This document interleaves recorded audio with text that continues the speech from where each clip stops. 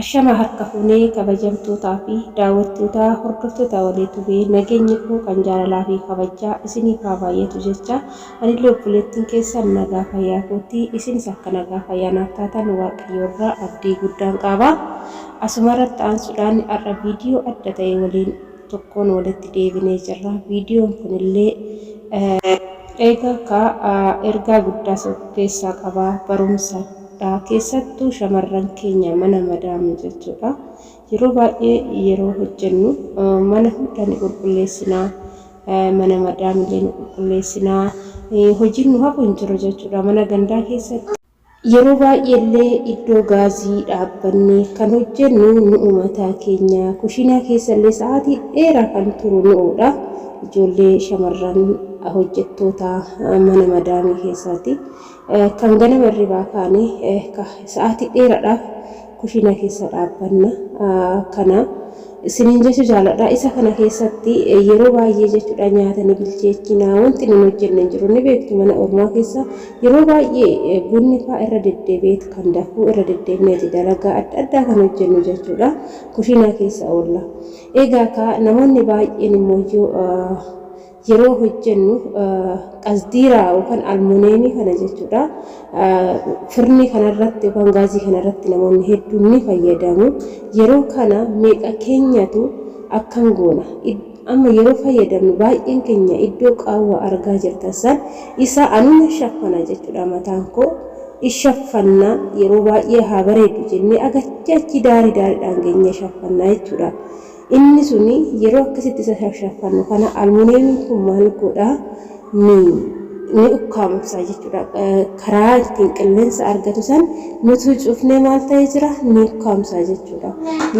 Inni kun maal godhaa ni ukkaamsa jechuudha. Qaawwata argaa jirtan kana yeroo ukkaamsee kana maal godhaa afuurri gaazii sun iddoo ittiin ba'uun argatu, qilleensi hin seenu.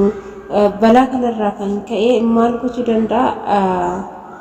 Qilleensa biraa fiduu danda'a jechuudha. Isarratti aansuudhaan baay'een keenya yeroo baay'ee gara jalaatiin maal goona wantoota adda addaa goona jechuudha. Saniyyee hedduu ni goona. Amma mana arabaatti saniyyee ni ta'a. Garuu iddoon qaawwalaa argaa jirtan kun maaliif qaawwalaa hambisan yoo jenne akka qilleensi seenuuf jechuudha kan qaawwallee hafe. Garuu namoonni hedduun maal godha achirra wanaanna jala sawwaa hedduu meeshota garaagaraa godha jechuudha. Mee asumarraa viidiyoo gabaabduu takka daawwannee kan walitti deebinu ta'a. Waa'ee gaazaa kana wallaahi gaazni kun hedduu obboleettii teenya hayaatiin dabalatee rabbi rahmati siyaa godhuu fi gaazuma kanatu irra hedduu isaanii galaafataa jira. Anillee asiin dura yeroo aramni hoyii barsiisan argee beeytanii waa'ee gaazaa kana, waa'ee forona kanaa jechuudha. Forona kana amma galgala hundi keenya miiccinee rafna hin dhinna jechuudha. Garuu irra hedduun isaanii akkana irraa buqqisanii hin dhiqan keessa isaa kana jechuudha. Obboleeyyan kiyya nyaanni amma hojjetamu keessa isaa kana gadi qabata. Keessa isaa kana immoo hin affana. Nuyi kaanuma irraa qulqulleessinee qofa dhiifna. Keessa isaa kana nyaatatu jira yoo ta'e keessa isaa kana affana. Osoo keessallee nyaanni jiraachuu baate irraa buqqisuun baay'ee barbaachisaadha. Amma dhugaa rabbi jechuudha. Ijoolleen afaan Amaariffaatiin baay'ee barsiisti maashaallah. Bara dheengaddallee bara durallee viidiyoo isaanii YouTube irrattillee Facebook irrattillee argattu ture. Baranallee kun barsiisaa jiran. Nu ammoo Oromoon keenya kun garuu wallaahi hin barsiisnu. An amma noormaalii akkana irra hojjedha malee gastiira irratti hin fayyadamu. Yeroo ramadaanaa bicha gastiira fayyadama. Mee gastiirri sunillee rakkoo inni namarraan ga'u isinitti argisiisa. Akka aramni sun barsiiserraa jechuudha. Anu wallaahi isarraa baradhen beeku. An gastiira kunoo mastaawota isaa kana bicha irra fayyadama malee akkana noormaala fayyadama yeroo baay'ee hin fayyadamu jechuudha. Amma kunoo gastiira irratti maxxanse gastiira kanarraa jechuudha. Gastiira kana yeroo maxxansitan adaraa keessanii iddoo kana hin cufinaa. Iddoo qaawwa qabu kana jechuudha. Iddoo afuurri isaa bahuun iddoon kun yoo bakka kana amma gastiira sana irratti deebistanii itti gadi maxxansitanii afuurri hin bahu achirraa fanadda'a jechuudha. Gaaziin namatti irratti kanaaf obboleeyyan kiyya amma fakkeenyaaf kunoo gastiira kana fakkeenyaaf fide amma kunoo akkanatti kunoo itti ashagan jechuun namoonni hedduuni wallaahi rabbi jizaa isaa kafaluu fi an araba sanirraa arge isatu barsiisa jechuudha. Kana irratti maxxansinaadha. Kanaaf obboleeyyan keessattuu ammallee immoo horroonni daa'imman ijoollee xixiqqoolee mana keessaa qabdanii dabbaa gaazaa adaraa keessan irraa of eegaa. Ijoolleen hin buqqifti beeytanii ijoollee waan buqqiftuuf yeroo akkasii san irraa of eegaa isiniin jedha ijoollee eegaa irraa.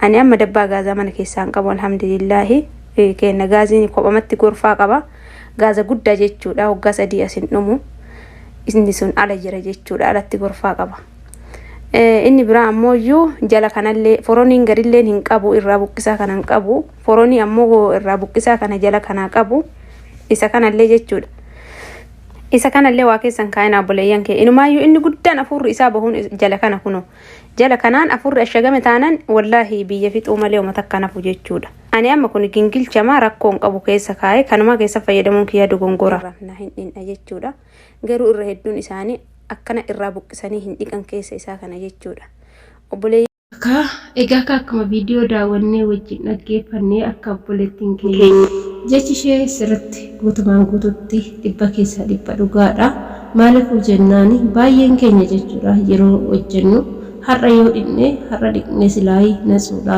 homaan qabu jennellee irraa kaasnee dhiquu dhiisuu dandeenya jechuudha baay'een keenya immoo kan hin dhiqnee jira amma yeroo baay'ee ani saraatonyoota zeegaa biraa wajjin hojjechaa ture akka nu qulqulleessinutti hin qulqulleessan jechuudha yeroo tokko innaa kanaafi wanta akkanaa kana erga dalagaa keenya xumurree galgala yeroo rafnu rafuun dura kutaa hirriba keenyaa dhaquun duratti maal gochuu qabna gaaza kana sirriitti qulqulleessinee erga qulqulleessinee goggossinee qilleensa kenninee fi akka qilleensa argatu cheekii goonee isaan booddee immoo maal gochuu qabna jala isaatillee ilaallee jechuudha gara jalaa qilleensa isaa laallee jechuudha malee jennee baay'inaan amma nuti baay'ee kushiinaa keessa yeroo dheeraa ganamallee yeroo irriba kaane akkuma kaaneen jechuudha kan kushiinaa yookaan maxbaa jaraa seennee dalagaa eegallu jechuudha waaqni balaa akkanaa namarraa haa qabu waaqayyoon balaa akkanaa namatti fidinii siniin jedha dhugaa baay'ee ulfaata jechuudha inna almuuneemii kanallee garuu odoo fayyadamuun hafee hin jedhaan akka kootitti beektu maaliif fayyadamuun hafee odoo dhiqanii gaariidha amma akkanatti yeroo qaawwa sanirra cufte jechuun immoo ukkaamamee balaa addaa kan namarraan geessisu ta'uu danda'a waan ta'eef kanaaf inni suni odoo fayyadamuun isaatu hafee loormaanii akkasumatti fayyadamanii gisee dalagaa ofii xumuran sirriitti dhiqanii bareessanii goggosanii irraa barbaachisaadha jedhee tanan yaadaan akka mataa kootti kun yaada mataa kootidha kanaaf dabbaa gaazillee warroonni manaa qabdan jechuudha anis mana hin qaba dabbaan gaazii amma kiyya mana idduma gaaziin kun jiru cinaa saattaa jechuudha walumatti yeroo baay'ee kan itti qayyarus anaa yoo dhumatee yaan buqqisee qayyarus anaa jechuudha waaqayyo bichaan namaa eegu baay'ee ulfaata dhugaa nama sodaachisa anaan dabalatee obboleewwan kiyyaa biyya ormaa jirtanii rabbiin bakka jirtanitti sinaa eegu waaqayyo sinaa eeguun jedha kanaaf waaqaa gaditti sinillee of eegaadha sinin jechuu jaaladha kabajamtootaa fi hordoftoota kiyya hamma viidiyoon kiyya sumarraan goolabee jira hanga viidiyoo biraatti walitti deemtu nagaan turaa jecha laayik sheer gochuu hin dagatina akka nama biraa ga'utti